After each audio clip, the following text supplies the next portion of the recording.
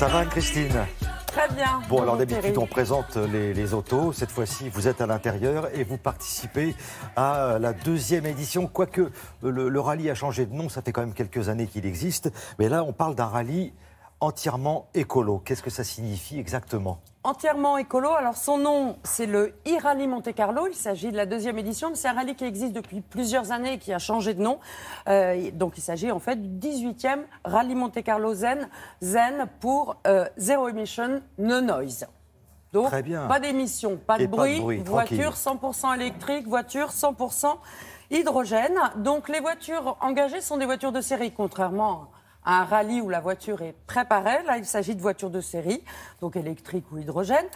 C'est une épreuve, il faut le dire, ce rallye est inscrit au calendrier FIA, la FIA étant la Fédération internationale de l'automobile. Et c'est un rallye, ce n'est pas un rallye de vitesse, c'est un rallye de régularité. C'est-à-dire qu'on a une moyenne à respecter.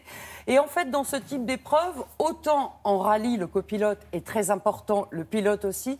Mais je serais tentée de dire, dans un rallye de régularité, c'est le copilote qui fait tout. Donc moi, j'avais la chance d'avoir un excellent copilote qui habituellement est le copilote de Daniel Elena. Pour ceux qui ne connaissent pas Daniel Elena, c'est le copilote de Sébastien Loeb, 9 fois champion du monde des rallyes. Pas mal, oui. Donc ça vous place un petit peu le type de copilote que j'avais. Olivier Campana est vraiment excellent. C'est lui qui vous dit, là, il faut ralentir. Là, Exactement, c'est lui qui gère tout. Il me donne le tempo. Il va me dire si je suis en avance, si je suis en retard, à quel moment je dois prendre un petit peu d'avance quand on a une épingle à passer. Si on le suit, on n'a rien d'autre à faire que de conduire. C'est quand même pas très compliqué. Donc c'est vraiment le copilote qui fait le résultat. Et nous avons eu également le privilège de rencontrer le prince souverain de Monaco quelques minutes avant le départ de la dernière étape de l'e-Rally. Nous avions également le col du Turini. Le col du Turini, pour les spécialistes de rallye, c'est assez mythique.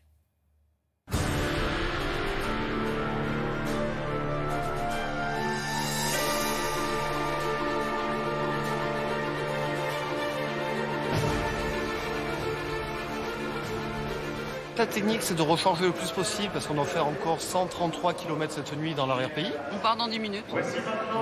On décharge au dernier moment ou on part avec le câble? On part avec le câble, c'est le plus simple. La mairie de Monaco, numéro 12. Je crois qu'il y a un réel engouement. Enfin, j'ai senti de la plupart des équipes engagées, des entités ou des organisations ou des entreprises qui engagent des équipes, une vraie volonté de démontrer que ces véhicules électriques sont performants, sont fiables et peuvent faire de telles compétitions que ce genre de rallye. Et donc c'est encourageant et c'est une belle preuve aussi éclatant que ces véhicules électriques sont une réalité maintenant.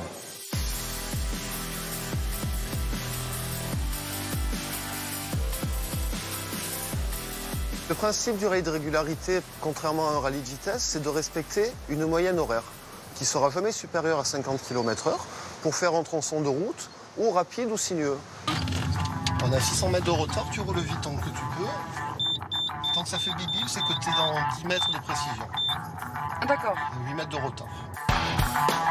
À tout moment, vous êtes contrôlé pour vérifier que vous soyez à 50. Par des appareils par GPS, par des commissaires de l'Automobile Club qui sont au bord de la route, qui mesurent. Et si vous n'êtes pas dans le cadre, que vous vous décalez, ce sont des points de pénalité. Le vainqueur d'un rallye est celui qui a le moins de pénalité. Quand c'est sinueux, c'est là où tu fais les plus grands écarts. C'est là où tu es plus en retard. C'est le but du jeu, ils vont pas te mesurer dans une grande ligne droite.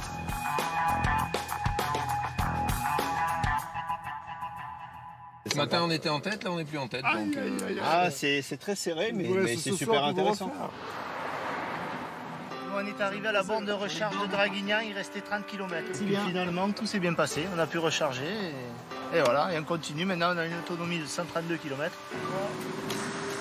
on se fait des petites tables de calcul.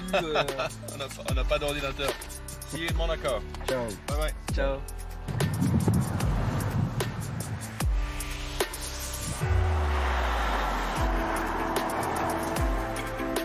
Mais alors, je me pose une question idiote. Quand on a des bornes de recharge, des endroits où on peut recharger, tout le monde est en même temps, il y a 40 voitures quand même. Ça va être le bordel.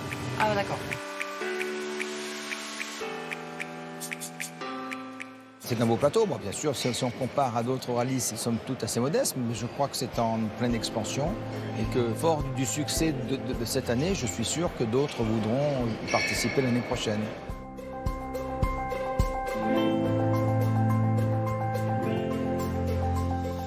Bon, Anne-Christine, vous avez 15 secondes pour nous expliquer quand même que c'est formidable les voitures électriques, mais que ça serait pas mal si on pouvait recharger le plus vite possible. Quoi, Alors déjà 15 secondes pour recharger une voiture électrique, c'est très compliqué. Non, il faut trouver les bornes, bon ça encore ça va.